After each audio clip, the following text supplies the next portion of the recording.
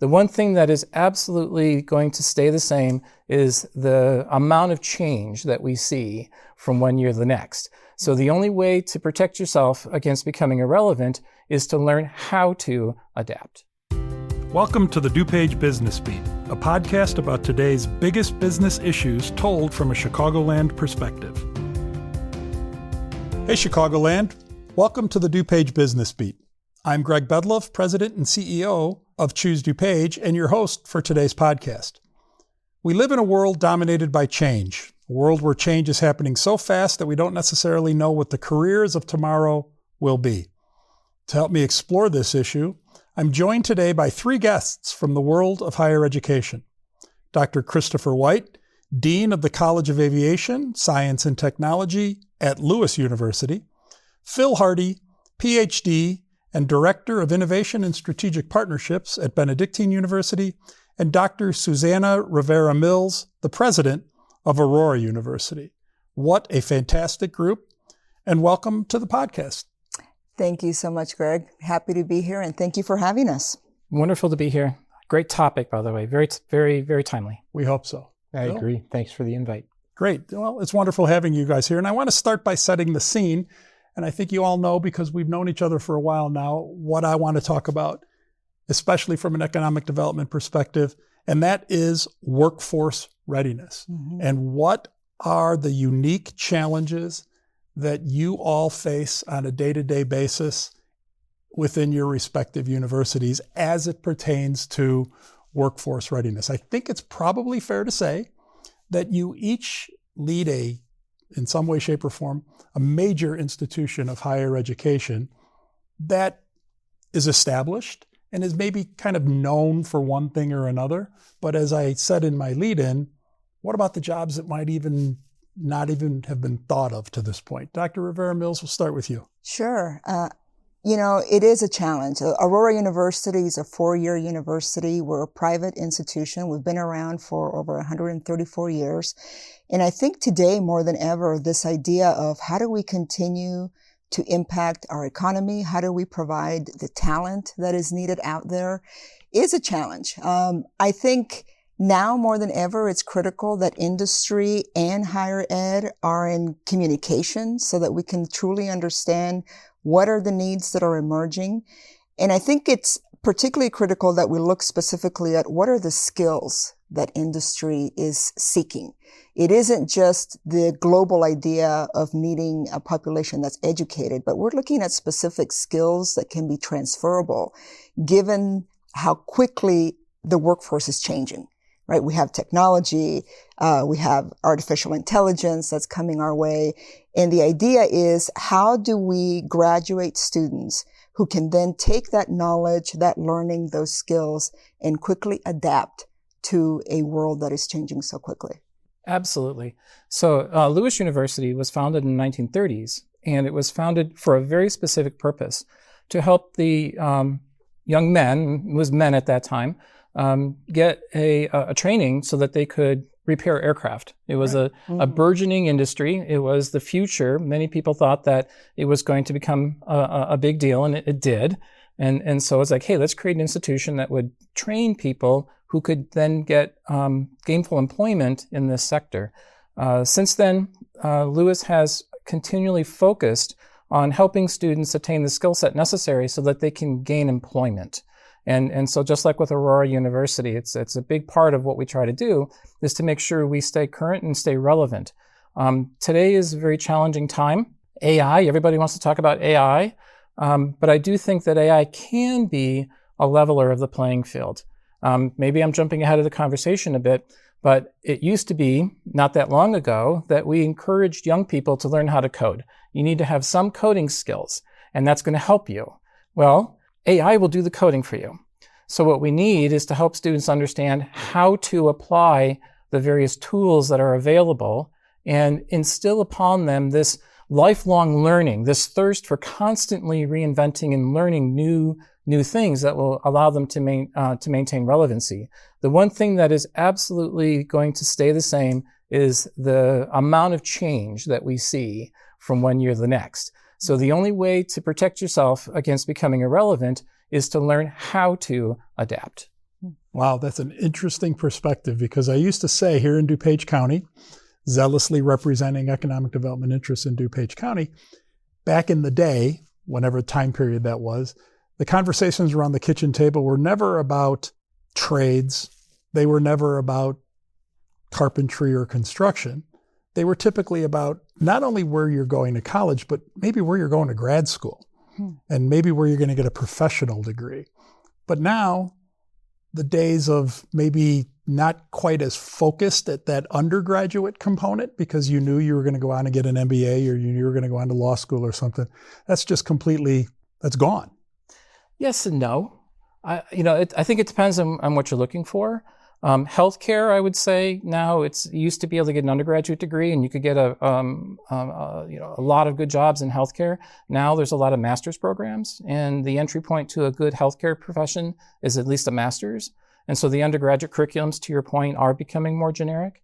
But in the aviation sector, the undergraduate degree is still a solid way. And the other thing I thought was really interesting, with the aviation maintenance program, the skill sets that the airline mechanics learn are transferable to many other industries. So it's not that uncommon for someone to get an undergraduate degree, get their airframe and power plant certification, and then apply for a job in an industry that has nothing to do with airplanes because they know how to work with equipment. And that's the baseline skill set. And this is, I think, what we're talking about, is developing those baseline skills that are then transferable. What are you seeing at Benedictine along those lines, Phil? So I would say as a similar institution that's been around for more than 100 years and has gone through periods of change, first as St. Procopius College, then as Illinois Benedictine College, and then as a Benedictine University with a series of colleges underneath it, right? Mm-hmm. There was a period of time probably in the 90s and early 2000s when the common narrative was about physical expansion of a university or a college's presence. And now I think they're revisiting that. What is and part of that conversation, I think, lends to what is the actual role and purpose of a college or university in 2025 and moving forward. And there's been 10 years of fairly critical discussion that's gotten amped up and amped up and amped up for a variety of reasons, some of them political, that have raised questions about the affordability and the utility of a bachelor's degree, for example. Mm-hmm. And those of us, I have 4 children, my expectation is that all 4 of my kids will go to school and go to college and get a bachelor's degree. My expectation also is that they would, as their dad, I would encourage them to choose something that excites and motivates them for a period of about 4 years that allows them to, quote unquote, learn how to learn. Mm-hmm. So what we've seen, I think, in the last half decade or longer in particular, is a conversation about, is there utility in that approach? I would still say yes, but what many of you have talked about already today is revisiting that in a way that allows us to understand, is there a trade component? Is there a trade school component that could fit into this? A certification. What does it mean to get a bachelor's degree? Exactly. Can someone get done in 3 years rather than 4? Is it a 12-month experience rather than a two-semester experience?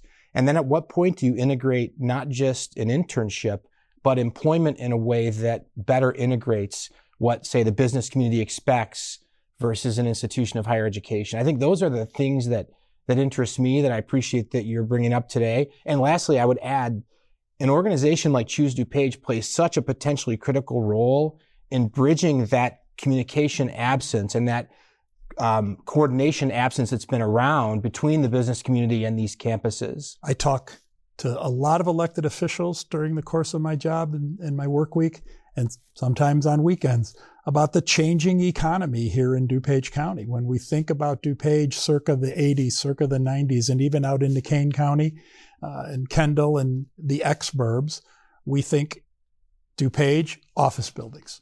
We think white-collar jobs. We think light manufacturing. Now when we look at the economy of DuPage today, we see data centers going up like they're going out of style. We see transportation, distribution, and logistics, warehousing, e-commerce, retail certainly changing as well, and preparing the workforce for tomorrow, Dr. White, to your point, for those positions without I get it, without abandoning the basics of learning and the basics of being prepared to be a well-rounded student. Or a well-rounded person. It's got to be a huge challenge for you guys to say, I'm going to put all of my 21st century eggs into the aviation basket or the AI basket, when AI may be replaced 5 years from now by BJQXLMNOP. So I think that's such an important point that you've made, because across the centuries, right, we've seen higher education and just the understanding of how people think about an educated individual is kind of a pendulum. We've gone from the humanities and the liberal arts, critical thinking, how we think, how we look at the world. And then that pendulum has swung into, well, what we need are skills, right? Skills. What can people do? Are they ready for the job? And I don't think it's an either or. And I think right now, more than ever, with the emergence of AI and technology, we're understanding that it isn't either or, that it has to be an and, that students graduating today need to have that foundation of knowing how to think critically, how to consume vast amounts of input and information that's coming at us all the time, how to communicate effectively, all the things that we know the liberal arts and the humanities offer as a foundational way of thinking. Because in the age of AI, it's no longer about what we do, it's how we think about what we do, right? But then on top of that, now we layer the skills. Okay, so that we can make sure that our students are not just ready for the next job, they're actually ready to think about, what does a career look like? What does the fact that I might have to switch jobs 5 to 7 times during my lifetime look like? How do I navigate that? How do I leverage that foundational knowledge so that I can navigate the constantly changing workforce? So it isn't so much, I try to think about it. It's not like I have to go to my closet and figure out what the new outfit for the day is, right? It's I need to design a closet that's going to hold a number of outfits that I can choose depending on what the need is at the moment. Yeah, but let me just follow up with that real quick. Maybe a little bit of a devil's advocate position, because I couldn't agree with you more. But what do you say to that? Let's face it, higher education is not inexpensive. Right. So what do you say to the parent, or what do you say to the employer who says, you're right, we have to have well-rounded, critical thinking young men and women ready to enter the workforce, but we don't want to sacrifice humanities, et cetera, et cetera. But at the end of the day, I'm paying X thousands, tens of thousands of dollars, and my expectation is a return on my investment for my child. So I'll speak for AU. Please. Because I'm going to go around the room with this one. Good. I'll speak for AU. So what I can tell you is that the average debt for one of our students is less than $15,000 by the time they graduate after spending 4 years with us. 100% of our students get some sort of financial aid package. So every single student gets financial aid. When you graduate with less than a $15,000 debt, what I tell families and parents, and I have this conversation, mind you, is why is it that we do not bat an eye to purchasing a car, which costs, $25,000 minimum for a cheap car, let's say, and the moment you drive it off the parking lot, it starts to depreciate. Great point. Okay? And yet we have a difficult time understanding that there is an investment that is required, reasonable investment, I'll give you that much, right? To invest in someone's educational lifetime, right? And the ability to learn, to move, to progress. And we know that students who graduate with a liberal arts degree will make $1 million more over their lifetime than those with a high school education. And on top of that, of the top 500, Fortune 500 companies, most of those CEOs have a liberal arts degree. I have a liberal arts degree as president of a university. Guilty as charged, right? Here as well. So that on that side. But I will give you one thing. I don't think higher ed has done a good enough job of articulating clearly what our value is. I think that we have taken for granted the fact that people understand that this is important, and we're now at a point where they no longer understand that. Really, it's not clear, it's not tangible, and we can do a better job of being able to articulate what is our value, what are you investing in, what does that investment give you back, and what is a reasonable investment, right? It's not the hundreds of thousands in loans. It's what's a reasonable investment for an affordable education. Can I add quickly to that Benedictine University, I think, also is a very affordable price point. We're very competitive, both sticker price as well as discounted prices. The vast majority of our students get a robust amount of student assistance. I think there are people that would say that the state or the federal government could be doing more to invest in higher education. One of the challenges is that we don't have an unlimited amount of resources to pivot. So one of the things we see is that you have to be very strategic and very careful about how you reinvest resources into something like just the phrase AI, when most people may not fully know what that involves, right? And so how do you do that when you have a budget, a very careful budget you've got to work with? The second point I would add that I think is important to consider here is part of the narrative that we have lost is the assumption, in my view, that a 19-year-old can go and do any number of these jobs, just train them for 6 months and then drop them in. And as a parent of a now 20-year-old and a soon-to-be 18-year-old, I don't see that yet. Like, there is a degree of preparedness that takes place that has traditionally been for students that have the good fortune to go to school, a 4-year college experience. And so replacing that with something I think is a little bit unrealistic. What I think maybe some of these institutions haven't done as well as they'd like is really understand the uncertainty about a career path for large numbers of students. How can you better expose them to career opportunities so they really have a better understanding of what's out there? A lot of students will pursue a degree. Maybe they don't have a fully formed set of expectations about what they're going to do professionally when they leave. Then you have other students that know from launch they want to be an accountant or a lawyer or a dentist. What about those students that are a little bit not yet settled? And what can institutions like Benedictine or Aurora or Lewis do to facilitate that better? That's probably an area where I think we could do better and we can invest more resources. Let me add one more thing to the populations that you're talking about, because I think it's very critical to the time that we're living in right now. We also have adult learners. We have fully employed people who are now going to need to upskill themselves. Because they're in the middle of this transformation of the workforce, right? So our role as higher education is no longer this brief period of time, 4 years, neatly packaged. We are now required to be lifelong partners for our learners, because there are going to be moments when people will need to upskill, come back, retrain, get ready for the next new thing that's coming up.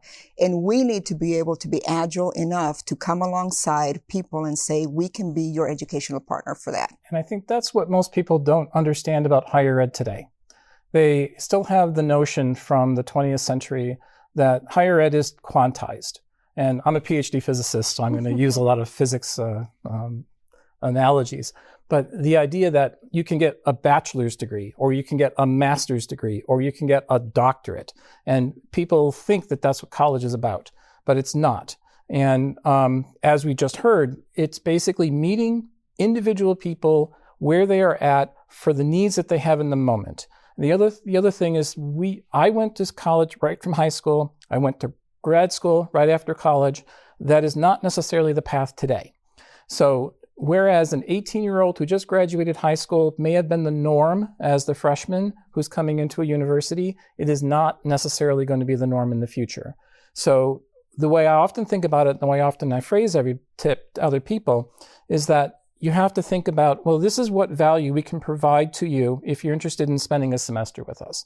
This is the value that we can provide to you if you want to spend a year, 2 years, 3 years, 5 years. What is it that you're trying to do? Let's come up with an ROI. We'll use, return on investment. This is a business show, so that you can make an honest assessment of, is this investment worth the return that I will receive based on what the institution is delivering to me? And how do you guys balance all of that as what I would typically think of as smaller enrollment schools? Hard work. You just have to keep working at it. You have to. So I think one of the things that people don't understand is they think that being at a university is an easy job. It's not.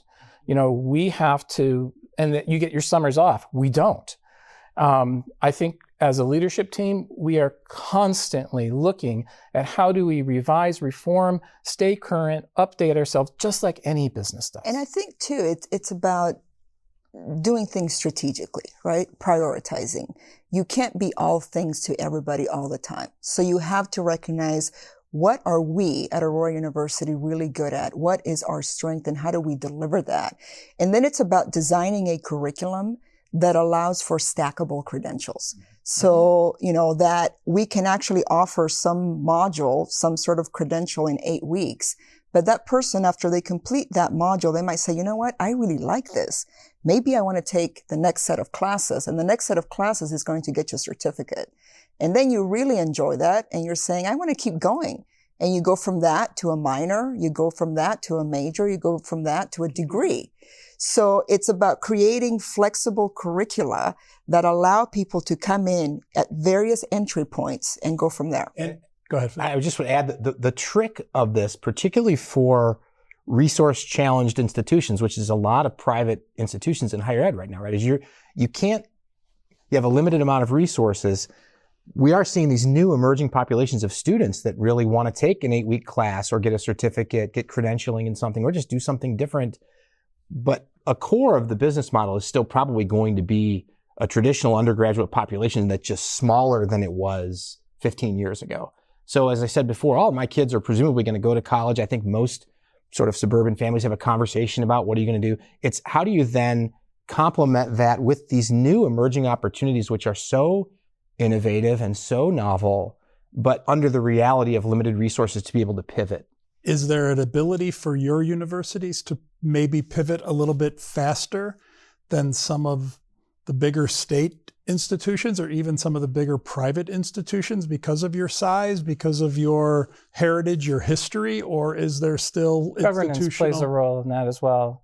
So every institution is going to have their own governance model, and it depends. If you want to make a change to a curriculum, normally it's the faculty. Normally we would say the faculty on the curriculum, and so if it bubbles up from the faculty, they'll recommend that we change something, and that goes to a departmental committee, and then the departmental committee will recommend it to a college committee, which then recommends it up to a college level or a university level, and then many state institutions, it has to go all the way up, potentially even to the state legislature. Some of those bureaucratic layers can delay things. At Lewis University, we're more capable of cutting through some red tape so that we can, from somebody's really good idea about a new initiative that we want to start to when we can launch it and start accepting students, can be as short as 6 months. And I know you got to be careful, right? Because you're trying to drive change. You're trying to adapt to the market and the trends. But if you're pivoting and you're not pivoting the right way, you could steer the university down a path you don't want to be on. And at the same time, if you're changing, is there maybe the implied notion that you weren't doing something right the first time and that might have gotten you into whatever kind of pickle or hot water you may have been in? I'd start by saying that one of the things that's also special about schools like ours, including Benedictine, is being intimate, feeling neighborly, feeling like people can come and be in a smaller setting. And in addition to having a curriculum that is specific and carefully crafted by a strategic plan and by faculty involvement, one of the things that makes us stand out is our size, is our proximity, is that feeling of community. And I do believe that's distinct, whether it's 8-week learners, whether it's hybridized learners, whether it's online learners or in person, that is something that is distinct to us. And I think it encourages the kind of adaptability you're talking about. And I think people miss the idea that a 4-year bachelor's degree was constructed by people, right? It's not something that's natural law. Mm-hmm. It's something that we constructed, and it may be time to readjust some of those constructs. And that might involve, it's happened for the duration of my time at Benedictine and in higher education, is you're constantly kind of adjusting. Well, we need this many credit hours for this, or we've got a new course offering this. That's been going on for and I would the duration argue of my time. That if you're not changing, there's actually something wrong with that. That by staying the same the whole time without moving and responding to the changes that are around us, which are immense, that says something about you as well. The word I would use is diversification. And I think earlier in the conversation, I was talking about quantized degree programs. And what we're moving towards is a yes and, which allows us to have more options. And any industry, any business would be interested in this. We don't put our eggs in one basket. And it's not as if we move in a new direction, it's not as if we stop doing everything that we were doing before. We're adjusting and adapting, and deepening the opportunities. At Lewis University, we offer everything from a GED all the way up through a doctorate. And and that's not something that a lot of four-year schools would have thought about in the past. But it's where the need is. And so we are moving into what we see as what the need today, and how do we address the needs of the population? What role do community colleges, 3+1 programs, 2+2 programs, what role do those types of programs have in the lifelong learner, in the stacked credentials, in the well-rounded student, and more importantly, maybe not more importantly, but of equal importance, now you've got your degree or your credential, now you're employable. Are you guys working in that direction? Yeah. One of my goals is to have agreements with every single community college in the state of Illinois. That is a stated goal for Aurora University. And I think that their role is critical. They're part of this lifelong learning process, right? And what we want to create is a seamless pathway from high school, community college, four-year school, graduate school, whatever the student might be seeking. And I think we're at a point where it's no longer about graduate from high school, go to a four-year institution, right? It's graduate from high school. What do you want to do? Here are your options. And by the way, just because you pick one today doesn't mean that 5 years from now you can't come back and pick a different path.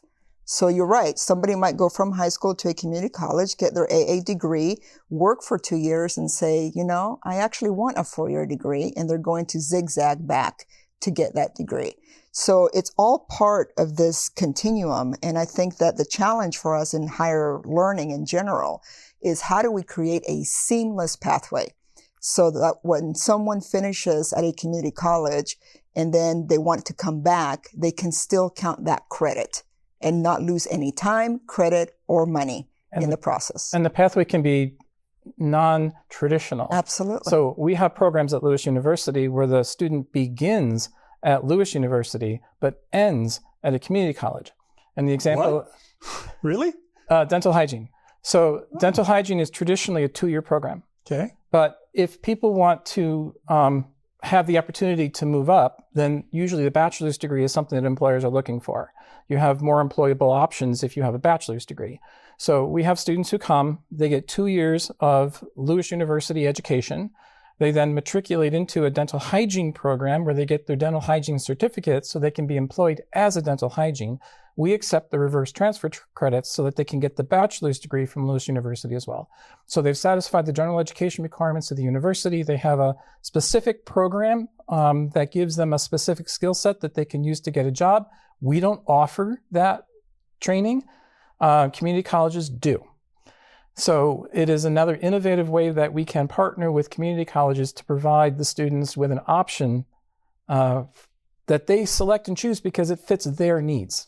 And that also applies, mind you, this concept of reverse transfer is so critical because it can also apply to a student that begins at a four-year institution like AU, but then determines after year one that's actually a little bit too much for them. They weren't as ready as they thought, whatever the reason might be.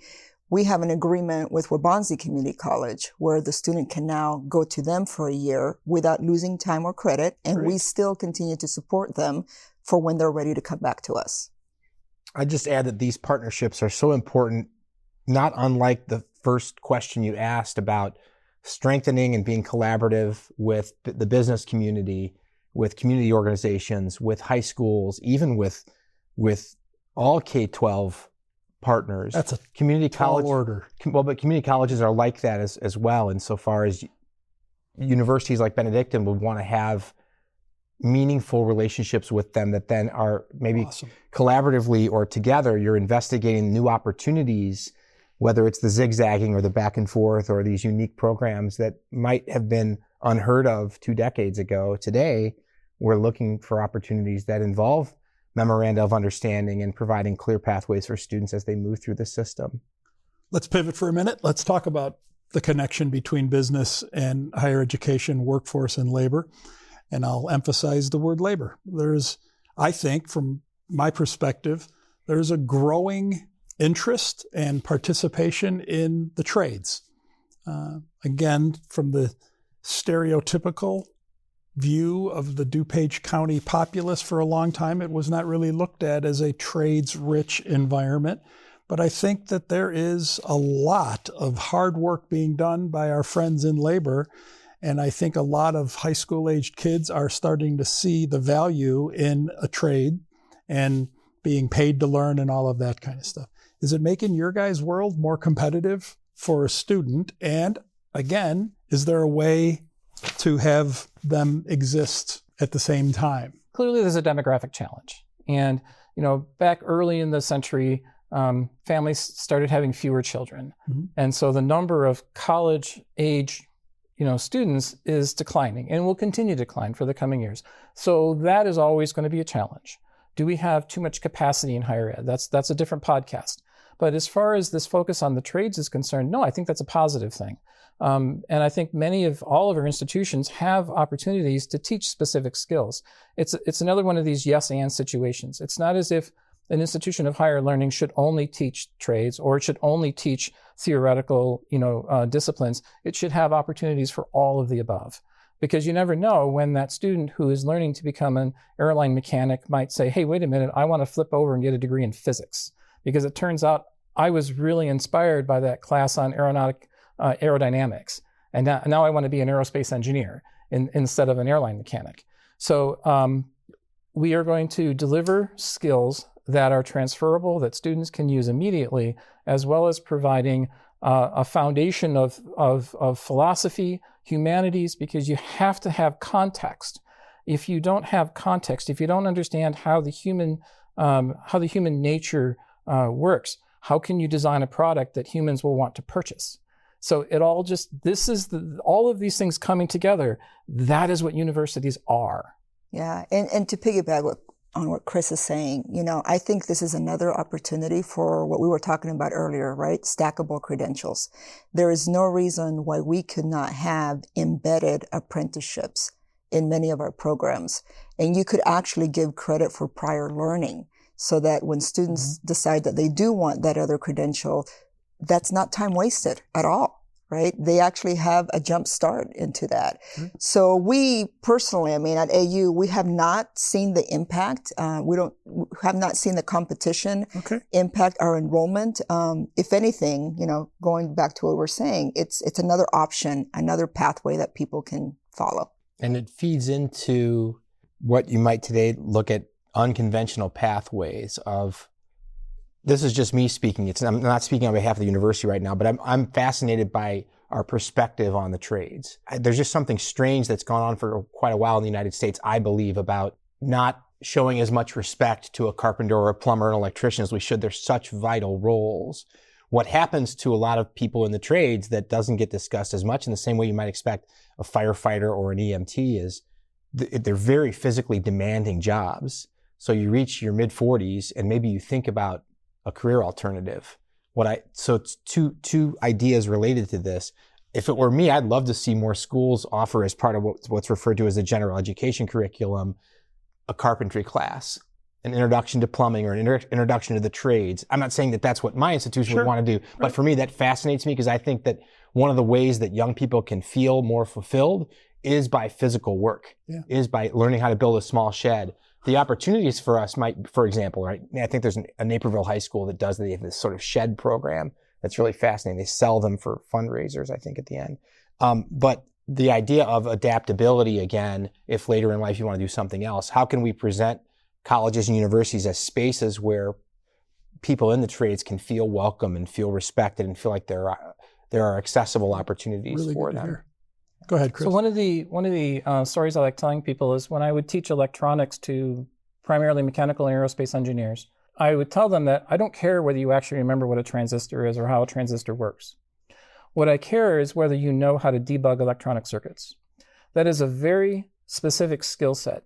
And if you learn how to approach something that isn't working and then systematically go through and determine why it's not working and then come up with a solution to fix it, I will guarantee that you will have a job for life. My father used to tell me when we were working on a project and we couldn't figure it out, get up, move your chair, look at it from a different angle.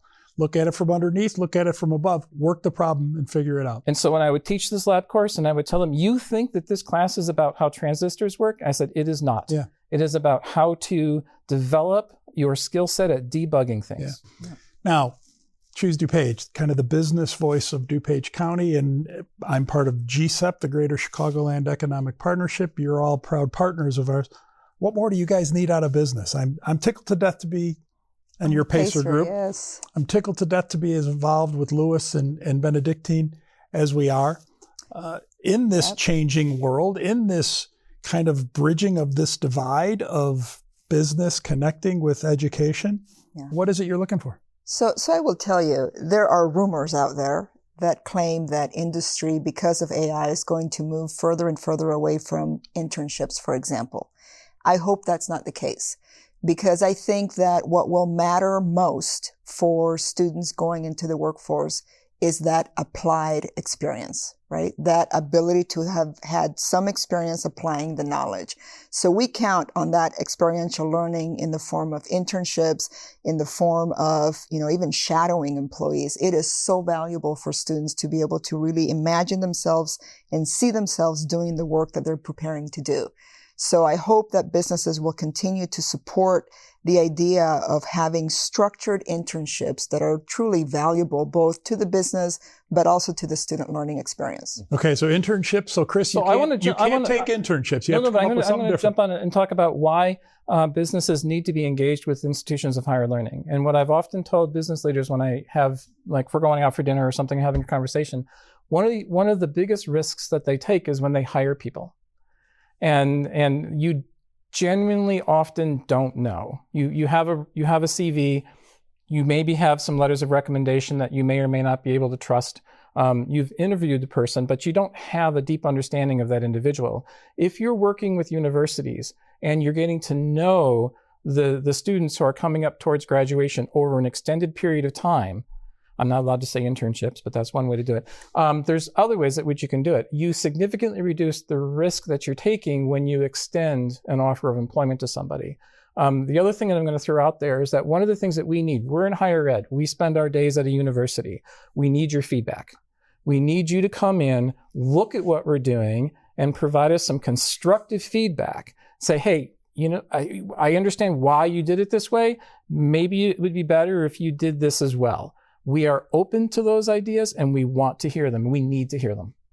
And I know it's not fair having you go last, Phil. Yeah. Anything that we can add on top of internships and feedback and engagement? I think feedback and lines of communication are so vital. Bridging those, it's a cliche term today in our space, but silos, breaking down ordinary barriers and bringing us together. Innovation DuPage comes to mind as an organization in Glen Ellen, not far from here, that is trying to do some aspects of that. And it seems to me that if you were to ask me again as an individual, I would say something along the lines of a tangible ideas incubator where we're coming together to facilitate solutions around specific problems in very unconventional ways. And that might be visits to campus, sitting in classes, evaluating programs, but also just what are new opportunities out there that we haven't seen, because our last hiring cycle in business was 3 years ago. Well, 3 years ago is an eternity today. How can organizations like Choose DuPage facilitate some of that communication and some of that collaboration in ways that incubate new things that are helpful for everyone involved? Yeah. And let me add a couple things too that are a little bit more outside the box. One of the things that Greg, we're really interested in doing at AU, and we're going to actually launch it this summer, is our faculty are going to spend time in industry. I love it's great. that idea. Actually observing, right, what's happening in the work environment, and they're going to take those ideas to infuse them into their curriculum. So we already have their first cohort this summer. They're going to be spending 2 weeks. We're going to be matching them with industry partners that we have, and they're going to go out there and really learn, what's happening. That is really cool. It makes me think of awesome. Hamburger University at McDonald's, to be honest with you, where Fred Turner and all those guys who founded McDonald's alongside Ray Kroc and the McDonald's brothers, get your butts in the restaurant. Exactly. Mm-hmm. Exactly. Figure out what's happening. And in the same way, there are some industry partners that are very well positioned to come and help us teach. And so I think it's critical that we have, again, the diversification of knowledge within higher ed, right? It isn't just a traditional faculty member. Yeah. It's also some of these industry partners that can come in as our experts in residence and be able to share their knowledge and their experience. I want to jump on that too, because the Higher Learning Commission, which is the accrediting body for many institutions, has adjusted its rules. It used to be that in order to qualify to be a faculty member, you had to have a terminal degree. Like I'm a physicist, so let's say, okay, you can be a faculty member, but you have to have a PhD. Well, what about all these people who've been working in industry for 25 years who don't have a PhD? Don't you think they have knowledge that they can share with students? And the answer is absolutely. So at Lewis University, we have a position called Professor of Practice.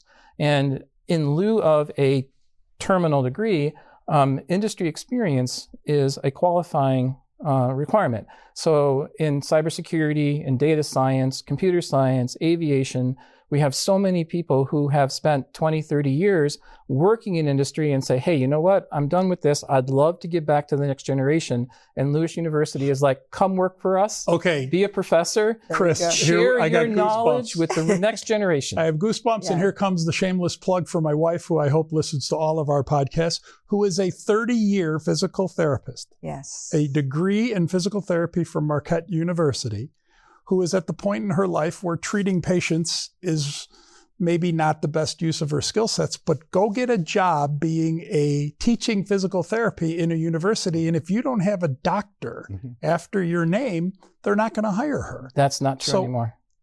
That has changed. I am tickled to death to hear that. And I hope it applies to the not that if my wife chooses to go back to working outside the home. And this is a misconception about higher ed. Yeah. And, it used to be everyone says, oh, higher ed is just in this ivory tower. But if we're so embedded with bringing people from industry in to be the educators that are delivering the education to the students, that's just an integration of That's great to hear. Plus, think about the fact that there are so many areas right now that are emerging tech, for example. We don't have the history of the discipline in those areas. So you're not going to have the person with a doctorate in AI, right? So we're going to have to rely on experts who are doing the work in industry to be able to come in and share that knowledge. You have children, so you can't answer this from a father perspective, but from your role at Benedictine, you're counseling an 8th grader and a 12th grader as part of your K through 16 education curriculum pathway. What are you telling the 8th grader as they think about a 4-year college, a 2-year college, and what are you telling the 12th grader? What advice do you have for those impressionable young minds? And so I would say for a 12th grader, what interests you?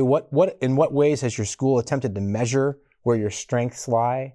Talk about Clifton strengths, for example, is one of the easier, more identifiable avenues for that. And then really develop a passion for things that you think you're going to want to be patient and curious related to for the next phase of your life, and recognizing that that's probably going to change once you're done with college, if that is the path that you pursue. Chris? Yeah, I would say get to know the person and find out what motivates them. What are they really interested in? And it's hard for me to recommend a pathway to anybody until I have a much deeper understanding of who they are and where they want to go. It could be somebody who is really interested in working with their hands, all the way up to somebody who is really good at, absorbing new material and thinking. And the recommendation is just going to vary depending on who I encounter and what they tell me. Adding to what my colleagues have said, I would say I would not be here if we're not for the relationships that I established. So whether you're in 8th grade, 12th grade, or older than that, pay attention to those teachers. Pay attention to the people around you that are doing the things that you admire, that you respect, that you want to do. Surround yourself with those people and build relationships and networks of people that are going to support you, open doors, mentor you, guide you in ways that you may not know, because we're all here because someone cared, right? So the more of those people you have around you, guaranteed success right there. The people who are good at developing, building, and strengthening relationships will be successful. Chris, I came from before I got into economic development, and sidebar, I came from the sales and marketing world. And I had a sales manager who told me something that's lived with me for many, many years. All things being equal, people buy from their friends. All things being slightly less than equal, people buy from their friends. Mm-hmm. All things being completely upside down and backwards, people buy from their friends. That's right. So relationships. And I will tell you the other thing I've noticed too is those that don't let setbacks hold them back from where they're headed, right? So failure is inevitable. As a matter of fact, I would argue that we learn more from our failure than we do from our success. But when failure happens, when something doesn't work, that spirit that says, I'm not going to give up, it's huge. It's grit, right? I'll go back to curiosity and patience, the value of mentoring, but also just the electronics example you said earlier. A really good student, which I think what you're probably going to see for students that succeed, whatever that might mean, is that they're patient and they're curious no matter what the application is. We're going to show you what an alternator looks like in a 1970s car, or we're going to show you how to the basics of interior design, or we're going to show you about what it's like to run a small business. Someone that may not, in my view, a really capable student, regardless of their background, is open and curious to those ideas and doesn't say, that class doesn't relate to my major or what I want to do professionally. They come in with a natural curiosity about things, and they want to understand these things because they're curious. And they have the patience then to know they can find a quiet space, or they can find some setting where they can put in the hard work to actually see the fruits of that labor. So a stated goal for Choose DuPage in 2025 is better connectivity between the education and the business community, as I hope Choose DuPage has displayed to all of you. But to the thousands of business leaders and others who are listening to our podcast today who want to get more involved with Aurora, with Lewis, and with Benedictine, let's go around the room and tell anybody who's listening, they can always come to Choose DuPage, and I'm happy to act as the conduit. But how does somebody get involved directly with Aurora University? What's the first step for a business leader? They can just email president@aurorauniversity.edu. Straight to the top. And I will put them in contact. Don't waste your time. Straight to the top. Okay. Chris? I was going to say the exact same thing. Just send me an email. I'll make sure that everybody gets connected. CWHITE10@lewisu.edu, CWhite10, lewisu.edu. Okay. And our president is Joe Foy, and I hope Dr. Foy won't be offended if I say he likewise can email directly president@ben.edu. But however they do it, that outreach matters, and we do want to hear from them. Their ideas, if they have an idea they want to share, definitely be in touch with us. I just think it's fantastic that you've taken the time to join us here today, and I really want to thank you for joining us and wish you all the best as we continue this work to bridge the divide between the business community and the education community. I think we're making great progress, and I'm glad that you guys are along for the ride. Thanks for joining us. Thank you for having us. So that's it for today's show. I want to thank Dr. White, Dr. Rivera-Mills, and Dr. Hardy for joining me today. And as always, thank you to the College of DuPage for supporting today's episode. To keep up with what's happening in DuPage County and the Chicagoland region, follow Choose DuPage on social media or visit choosedupage.com. I'm Greg Bedalov. Thanks for listening, and we'll see you next time on the DuPage Business Beat.